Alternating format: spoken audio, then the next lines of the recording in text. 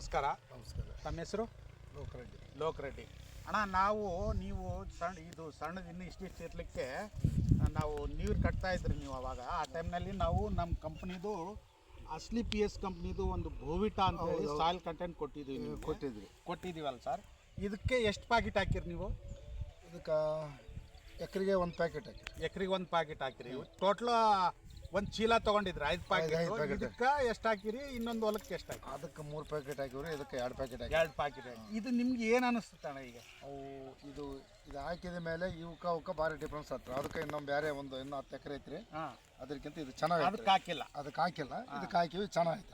ಇದು ಎಷ್ಟು ಕ್ವಿಂಟಾಲ್ ಬರ್ಲಿಕ್ಕೆ ನಿಮ್ಗೆ ಅಂದಾಜು ಕಾಣುತ್ತೆ? ಅದೆಷ್ಟು ಬರ್ಲಿಕ್ಕೆ ಅಂದಾಜು? ಅದು ನೋಡ್ರಿ, ಅದು 7 ಕ್ವಿಂಟಾಲ್ 6ರಿಂದ 7 ಬರ್ಬೋದು. ಇದು 8ರಿಂದ 10ರವರೆಗೆ ಬರೋಷ್ಟು.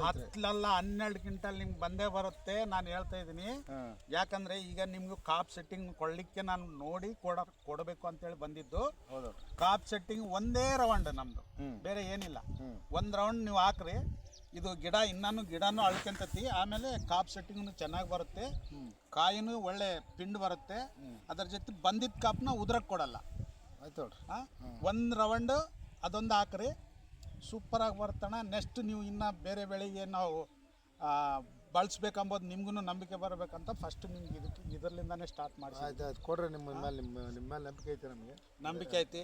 ಈಗ ಎಲ್ಲ ಬೆಳೆಗೂ ನಾವು ಬಳಸ್ಬೋದಲ್ಲ ನಮ್ಮ ಗೊಬ್ಬರನ? ಬಳಸ್ಬೋದು. ಅಡ್ಡಿ ಏನಿಲ್ಲ. Okay, thank you.